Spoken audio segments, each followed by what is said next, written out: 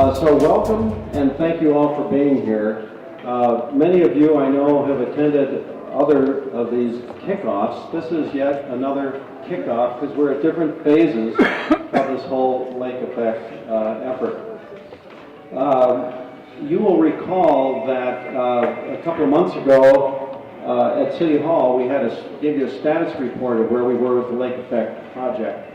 And we talked about the fact that we had what the history of this whole effort was. We talked about the fact that the original question way back when was, what do we do with the parking lot in front of Sunsets? And do we need more docks? And what happened was we engaged the community, and you came back and said, look, we have a broader vision for what could be. And if we looked at our lakefront as a regional asset, that this could really become a significant landmark for Wayzata and the region.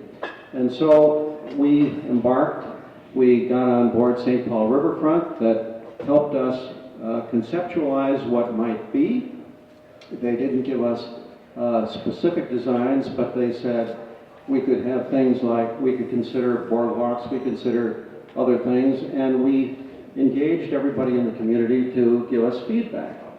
Well, we are now at the point where we need to execute against their recommendations.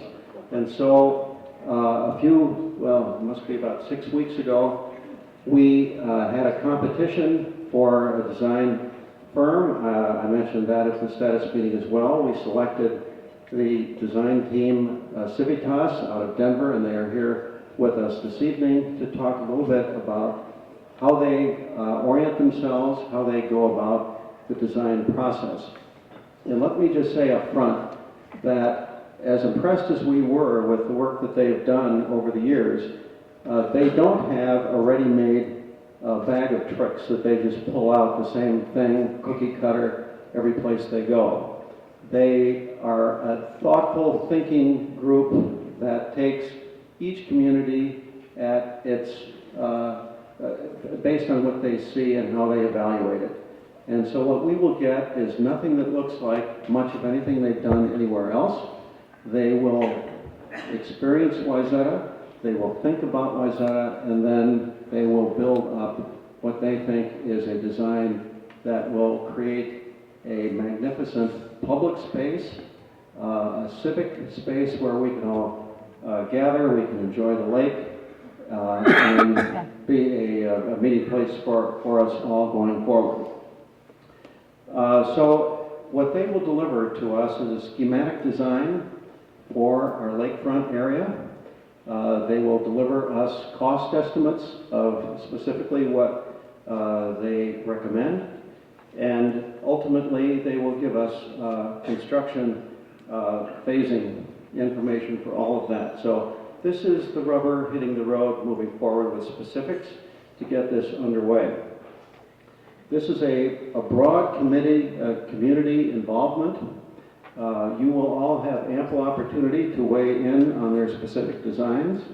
We have a steering committee that will be meeting regularly with this with a design team that represents about 15 people that are a collection of either Wayzata residents, design experts, and representatives of the partners that we're going to need to pull this off.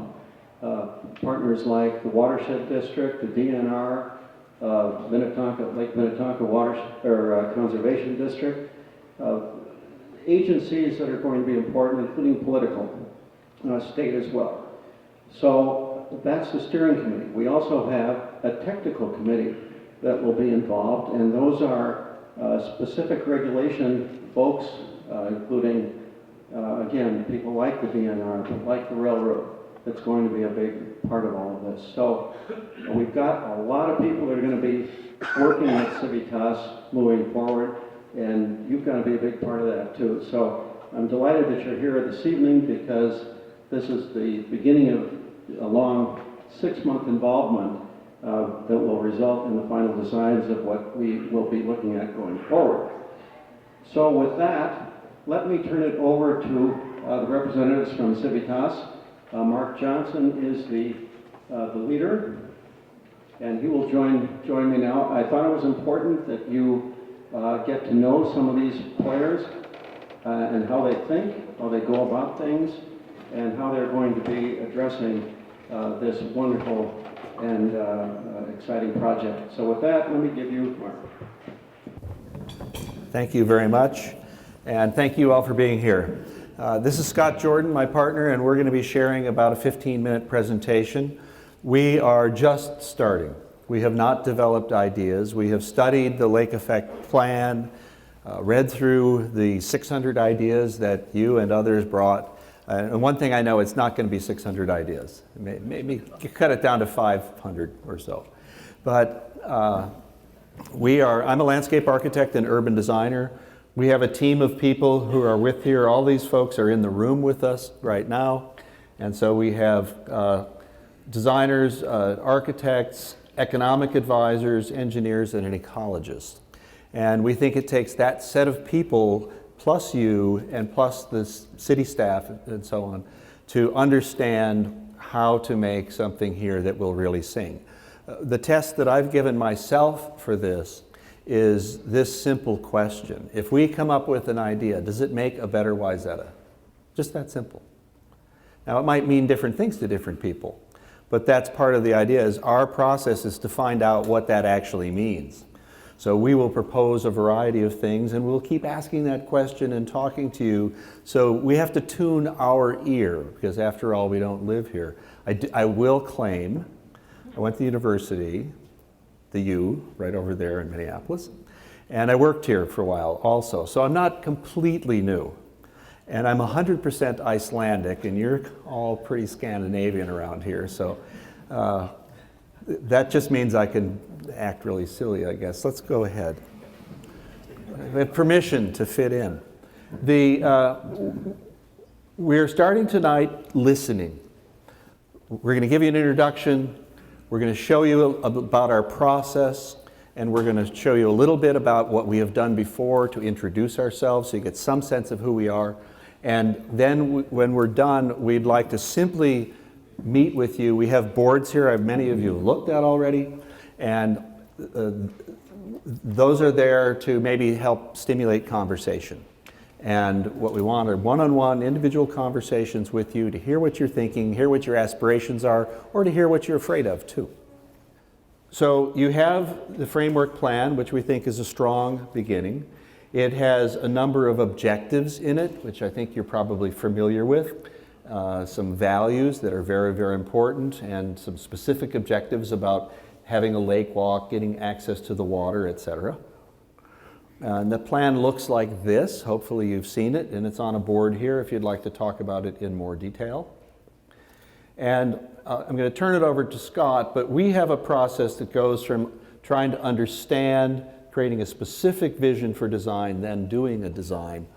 And what I would ask you to think of is that we believe that design starts with the aspirations of the community and the technical issues of the place. And we'll talk about some of those technical issues. And so just to expand a little bit on what Mark said, this is a three-tiered community meeting process that we're going through. We do have a stakeholder committee and a technical advisory committee that we're going to meet with more regularly throughout the process. But really what we want to do here, as Mark said, this is our chance to listen and learn.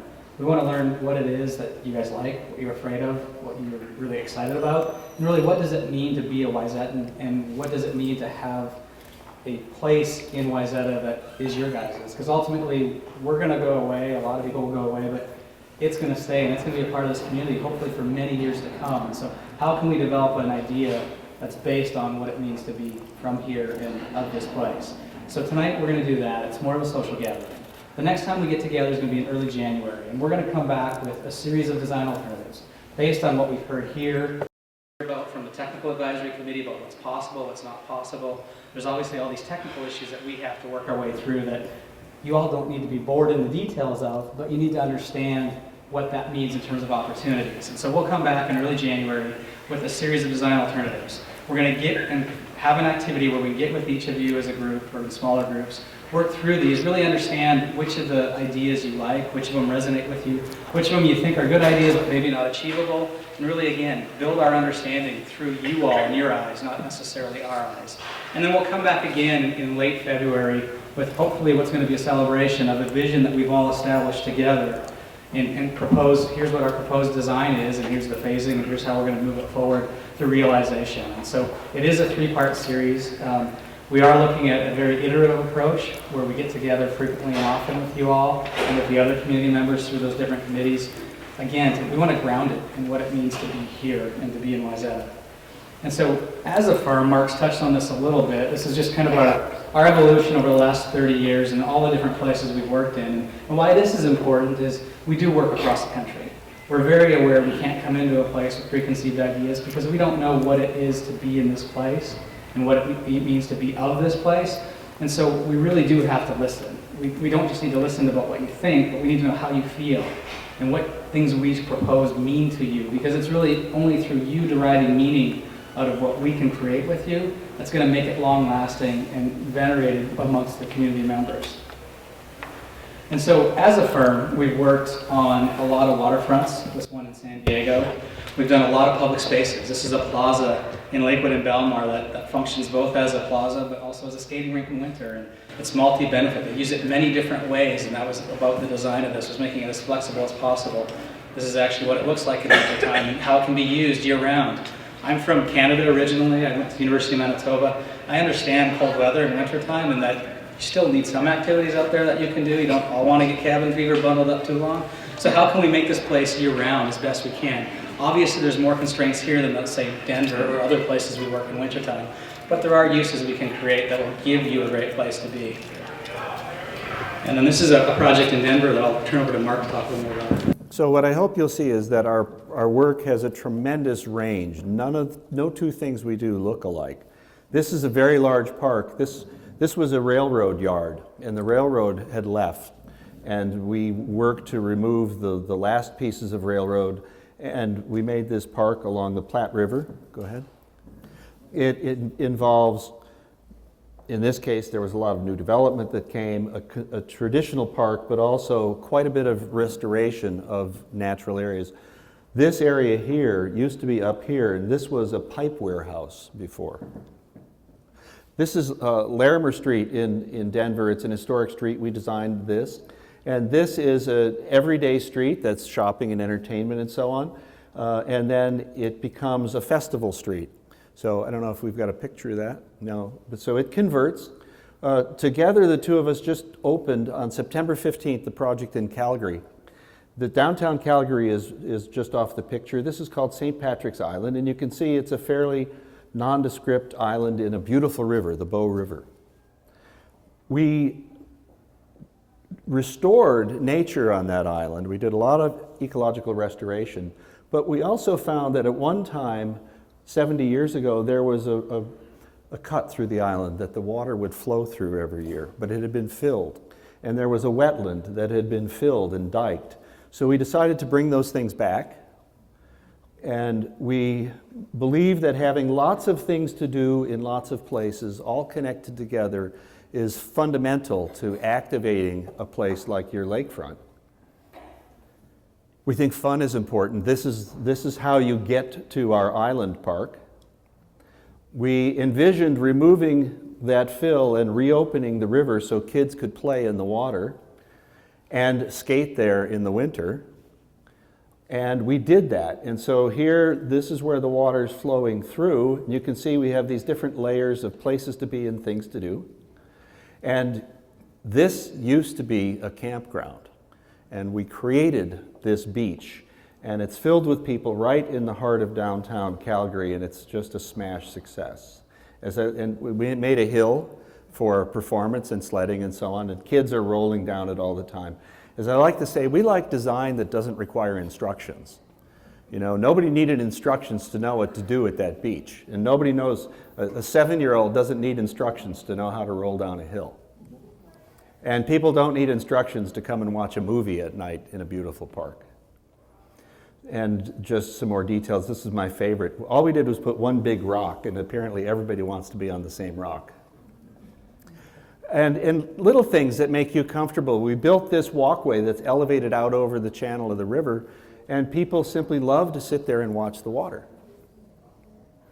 And then something very different in San Diego. This is what the waterfront of San Diego looked like 4 years ago. And you see cruise ships, and there's an aircraft carrier, lots of dinner cruises and tour boats, etc. And we rebuilt the street and a quarter mile of the waterfront. It's a working waterfront.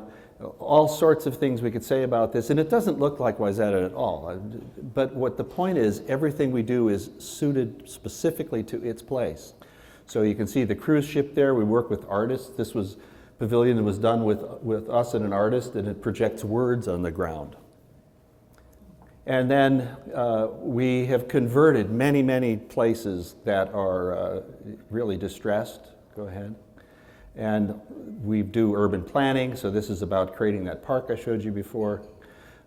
Connections are very important. This is a series of bridges that we designed to get you over railroad. This is a bridge that goes over the railroad tracks. And people just love to go there and hang out. In Tampa, we are working right now. This is the Hillsborough River, and this is an old park. It's in terrible, terrible condition, and really no one uses it.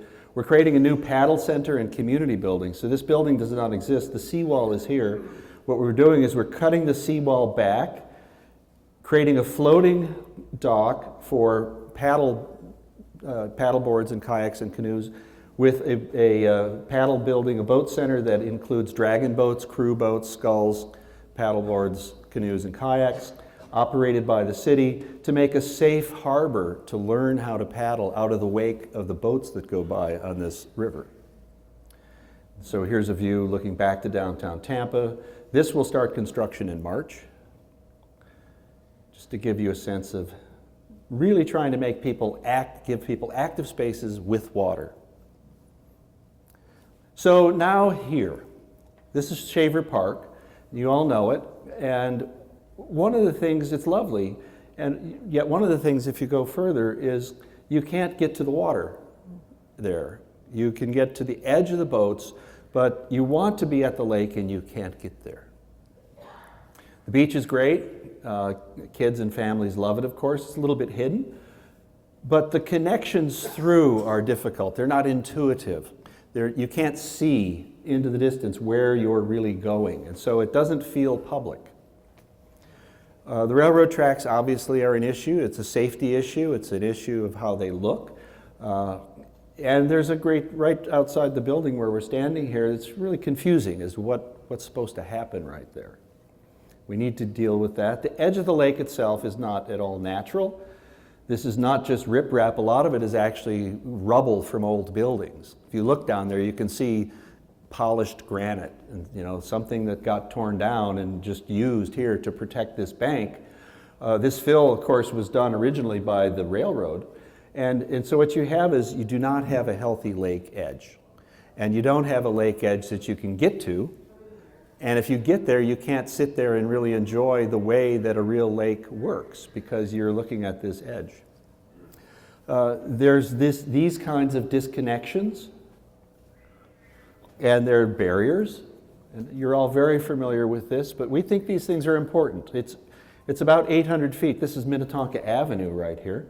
It's about 800 feet over to Broadway, but you can't get there. There's the tracks themselves and all the trains that go along with it. And then you have this lovely sitting area, which is great. However, if you're on the sidewalk over here, it's raised up. And so you don't see the water because you see the back of the sitting area. And if you go here, you don't see the water because of the cars. Now, maybe there should always be cars parked here, and maybe sometimes that can be converted for other uses. That's one of the things that the plan talks about. And we'll propose various ideas on that. But it somehow doesn't seem right that every day you're disconnected from Lake Street is disconnected from the lake by a parking lot, a fence, a train, and a bunch of rubble. Doesn't seem right. This is the connection at Broadway, obviously not beautiful. And when you get there, there's not that much to go to. In fact, this is a public space, but there's a no trespassing sign, just in case. Then you can see back, it's really from here that you get a sense of the continuity of the lakefront. And just some really silly, simple thoughts. Here's downtown, and this is Lake Street. So that's Shaver Park and the marina. We're in this building right here. And the town really comes to the lake at these corners with this kind of sweet spot in the middle, but you can't really see them very well from each other. And then you come in the car these ways, and again, the sweet spot's right here, but when you get there, you're at the worst condition. So the sort of the front door of the town is in the worst shape. Not Lake Street and the businesses, that's great, but it's in the worst shape. And then, so how do we create sequences of going from place to place and multiple connections so that people can move, we call them loops, that you don't just end up in dead ends. Dead ends are boring and scary. Then there's an issue which we think is important and a real opportunity. There are 6 places where pipes empty water into the lake. Water that's coming off of the buildings, off of the streets and the parking lots. Dirty water. That's not good for the lake. So we think that this is an opportunity. Can we soften the edge of the lake, improve the quality of that water, and treat that as one thing where we take a problem and we turn it into an opportunity to make it beautiful and accessible at the same time? And could we start to create places where you can actually be at the edge of the water and not just look at it? Or can we create, this idea of loops, can we cross, get another crossing, get out to the water, have places to be, and connect it so you could have dinner or you could have lunch and you could go for a stroll and actually have a safe stroll where you get out, sit by the water, maybe have your kids play in the water, and come back and not be too far from your car. We have a number of things that we do, but building the program is very important to us. So we're going to be talking to you, somewhat this evening, but later with what kinds of things do you want to see happen here? You have the 600, but we have to start boiling and strengthening this as a program. And then we have a number of ideas on boards. And I don't know, do you want to talk about these a little bit? Yeah, absolutely. So I think some of you got around and saw some of these boards, but really what these boards are to do are really to provoke conversation. We're really here to speak with you and to listen to you. So we've got a variety of boards that are out there. This one happens to be about circulation and how can you create circulation on a water's edge where you've got a rail line that kind of creates a barrier. What do you do about the rail and some potential ideas of what's out there? These are really things that are out in the world. They're not anything necessarily that we've done personally, but these are all ideas, and these are really just, again, to stir on conversation and to get with all of you to see which of these excite you, which of these concern you, which of these do you think don't go far enough. We're here to kind of test the waters, if you will, and really understand how you all think and how you all think we should be approaching this project. The next area that we'll talk a little bit about is the lake edge and water quality. We do have these 6 outfalls that just kind of dump into the bay, into the lake, and what can we do with them, and can they be about making a water quality edge or more of a native edge? And there's a variety of different natural edge types that you could create. Or do we want something that maybe in some areas is more constructed and a harder lake edge so you can get down and engage in it? We're not saying any one of these is the right thing. It might be all of them, or a piece of all of them might be the right thing. But we just, again, want to hear what you think about these sorts of ways of thinking about the lake edge. And then this idea of nodes, creating a series of spaces along the way that get occupied by different activities and different reasons to be there. What are those right nodes? How do you think about Lake Street? And is it this notion of a flexible street that maybe it functions as a street most of the time, but maybe you can close it down for big festivals or an event that you want to have just at the core of downtown? What do you think about the parking lot? And does it act as a parking lot, but is it like that Plaza Dalmar I was describing earlier that has a variety of ways of using it depending on the time and the day? So you keep the amenity of the parking when you need it, but maybe it gets converted to other things. And then what are the different types of uses you want in these other locations? We really want to make this something that you guys are going to take over and occupy and use. And then what is the right programmatic element? These are just a few ideas. Do you want something crazy like some Europeans do and create a dock that actually has a diving board off the end of it that becomes a fun place for all your younger kids to go out and play and engage the lake in? Or is that a completely crazy idea that isn't of this place? That's really what we're here for today, is to hear all of that from you. And so we've got these boards, we're going to spread them out. We've got a series of 8 team members. If all the team members can kind of put up your hands, people can understand. Come Come up here so people can see. you. And we'd love for you all to engage different members of the team, talk with them, let them know what you're thinking, what your thoughts are, what your concerns are. And we also have steering committee members here as well. You're welcome to talk to really anybody with one of these fixed labels that are here, the mayor's here, any council members. Talk to all of them. We're really looking to get as much information as we can. And really, again, we're building on our understanding of this place. And so unless there's general questions or concerns, we'll really just walk around and mill about and work with you all. I have a question. You mentioned technical issues. We're talking about the railroad, we're talking about the parking lot, perhaps. Could you just illuminate what those technical issues are that you're going to overcome? Well, the technical issues, there's a wide myriad of them. You mentioned two. Is it this building? Is it this large old building? I've lived here most of my life, and I have a great reverence for this community, so I'm with you all the way, but I'm just asking these questions for you to Absolutely, and we don't know all the technical issues right now, and that's partly why we're meeting with the technical committee more frequently, is to start asking these questions. But how do you build into the lakefront? If you want to have some boardwalks in there, there's some issues with shadowing the water. What can we do? What can we not do? If we want to do stormwater treatment, how can we do that? If we want to restore the lake edge, what's technically allowed by the DNR and the different governing agencies, what's not? We've already had some preliminary meetings with them today to start talking about those issues. The rail line's a good one. We're meeting with them in December at a preliminary meeting to find out what's possible, what's not. And they already said they'll do anything we want. Does that mean Warren Buffett? We're pretty sure that they're going to say no to whatever we say, but we're pretty tenacious and we're going to keep going back to them. So there's a variety. What do you do with parking? Parking is an issue some of the time, sometimes it's not. What do you do with that lot? What do you do with the parking out here? And actually that's another stormwater system that dumps into a forebay right next to the beach. Well, if we can find interesting ways to deal with stormwater in the parking lot, maybe we can reclaim that area right at the lake edge for a more functioning use for people. And so there's a whole myriad of technical issues that we're just beginning to get our heads around. And it'll also rely on what we hear tonight and what you guys are desiring of this waterfront and lakefront. That'll change the way we think of it, and we'll ask different questions with the technical people every time we get with them. Thank you. Yeah, we don't want to do things or design things that can't come true. So that's where I want to start with the nitty-gritty. But I think the beginning of the framework for everything you're doing was a 3-pronged structure: safety, historic, environmental. And so that was the framework of everything that you've been given to do. So if you take that framework and you look at that, and that's what you build on, that's exactly what you're doing. Safety, environmental, those are that's the framework of what the outline or the template that you've been given to work with it. Yes, it is. Completely agree. Let's break and chat. Thank you for listening and for being here.